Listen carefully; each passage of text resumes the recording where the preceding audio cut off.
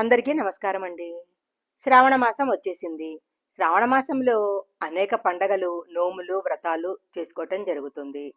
August నెలలో వచ్చే పండగల గురించి ఇప్పుడు మనం ఈ వీడియోలో తెలుసుకుందాము.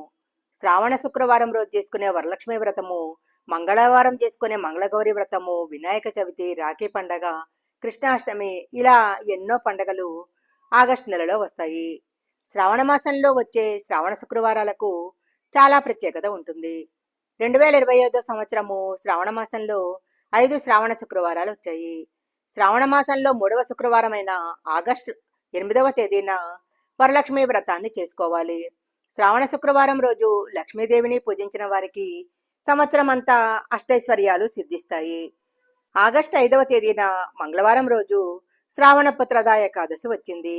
అలాగే ఆ రోజే 2వ శ్రావణ మంగళవారము. చాలా శక్తివంతమైన ఏకాదశి. సంతానం లేని దంపతులు ఆగస్టు 5వ తేదీన ఏకాదశి రోజు విష్ణువుని పూజించి ఉపవాసం ఉంటే ఖచ్చితంగా సంతానం కలుగుతుంది. పిల్లలున్న తల్లిదండ్రులు కూడా పిల్లల దీర్ఘాయువు కోసము, వారి యొక్క భవిష్యత్తు కోసము ఏకాదశి రోజు వెంకటేశ్వర స్వామిని పూజించినట్లయితే పిల్లల యొక్క భవిష్యత్తు బంగారు బాటలా మారుతుంది. పుత్రదా ఏకాదశి రోజు ఎవరైతే విష్ణువును పూజిస్తారో అలాంటి వారికి కోటి జన్మల పుణ్య ఫలితం లభిస్తుంది. అందరూ ఎంతో ఎదురు చూసే వరలక్ష్మి వ్రతము ఆగస్టు 8వ తేదీన వచ్చింది. వరాలిచ్చే తల్లి వరలక్ష్మీదేవి. ప్రతి ఒక్క స్త్రీ కూడా తప్పకుండా ఆచరించాల్సిన వ్రతము వరలక్ష్మి వ్రతము. ఈ వరలక్ష్మి వ్రతం ఆచరించడానికి ఎలాంటి నియమాలు అవసరం లేదు. భక్తి శ్రద్ధలతో అమ్మవారిని పూజిస్తే చాలు లక్ష్మీదేవి యొక్క కటాక్షం లభిస్తుంది. వరలక్ష్మి వ్రతం చేసుకోవాలనుకునే వారు ఉదయమే నిద్రలేచి తలస్నానం చేసి ఇంటిని శుభ్రం చేసుకొని ఇంటి గుమ్మాన్ని అందంగా అలంకరించుకోవాలి. గడపకు పసుపు రాసి కుంకుమ బొట్లు పెట్టుకోవాలి. ఇంటి గుమ్మానికి మామిడాకుల తోరణం కట్టుకోవాలి.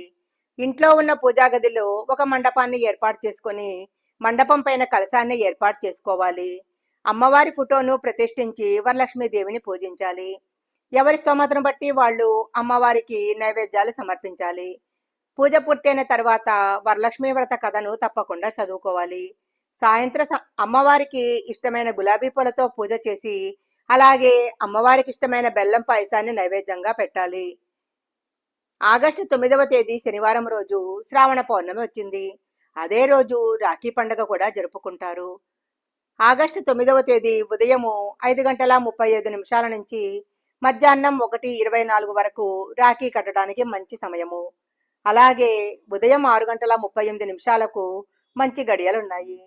రాఖీ పండగ రోజు ఎలా అంటే అలా రాఖీలు కట్టకూడదు. శ్రావణ పౌర్ణమి శనివారం కలిసి రావటము చాలా విశేషము. ఆగస్టు 9వ తేదీ శ్రావణ పౌర్ణమి రోజు ప్రతి ఒక్కరూ లక్ష్మీనారాయణలను పూజించి విష్ణుమూర్తి యొక్క ఆశీర్వాదాన్ని పొందాలి. ఈ రోజు తప్పకుండా తులసి దళాలతో వెంకటేశ్వర స్వామిని పూజించినట్లయితే వెంకటేశ్వర స్వామి యొక్క అనుగ్రహం తప్పకుండా కలుగుతుంది. ఆగస్టు 16వ తేదీ శనివారం రోజు శ్రీకృష్ణ జన్మాష్టమి. ఆ రోజునే శ్రీకృష్ణుడు జన్మించాడు.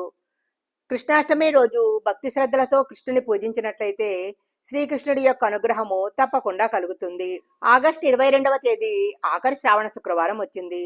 ఈ రోజున చేసే లక్ష్మీ పూజలకు శ్రావణ మాసంలో చేసిన పూజల పుణ్య ఫలితం అంతా కూడా సంపూర్ణంగా లభిస్తుంది. అందువలన ఆగస్టు 22వ తేదీన 5వ శ్రావణ శుక్రవారం రోజు ప్రతి ఒక్కరూ లక్ష్మీదేవిని పూజించాలి. ఆగస్టు 23 పొలాల అమావాస్యతో శ్రావణ మాసం ముగిసిపోతుంది. ఈ అమావాస్య చాలా శక్తివంతమైన అమావాస్య. పోలేరమ్మ తల్లిని తప్పకుండా పూజించాలి.